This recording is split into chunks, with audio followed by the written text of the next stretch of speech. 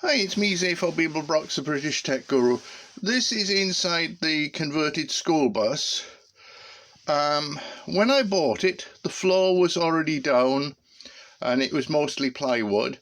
The back sheet is OSB because that's all I could afford at the time. And water has got in and has got to this bit of OSB.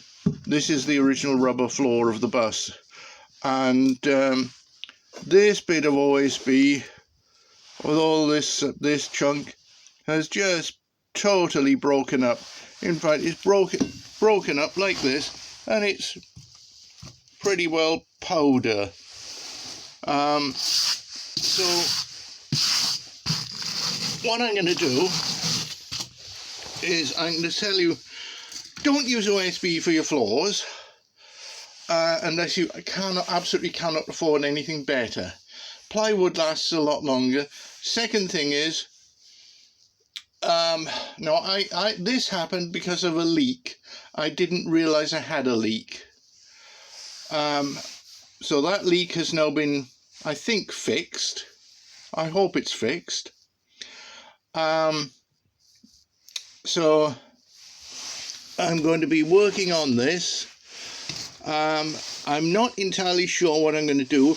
This bit has been affected. This side bit has been affected by the water, but I think it's going to be okay.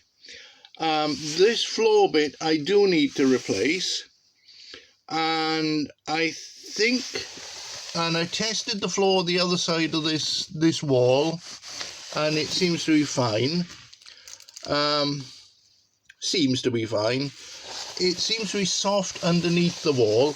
The wall seems to be fine.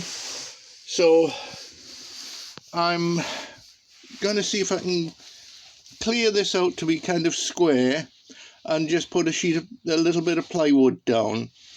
This is all half-inch stuff, so it's no big problem.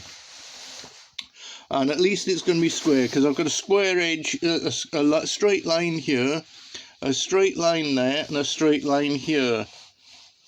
So I just need to make it relatively rectangular, and that'll make it a lot easier. Not something I really want to do, but hey, I need to do it. Then I need to repaint this whole floor white. I don't know if I'm going to have to replace any more of this stuff, and that shouldn't be too bad, although the plastic, no, is it coming away there? No. So, yeah, problem, but not major. At least I caught it. And my next thing after I've done this will be to put ribs on the floor, so that if there is a future leak, water won't be able to pool underneath a plastic box.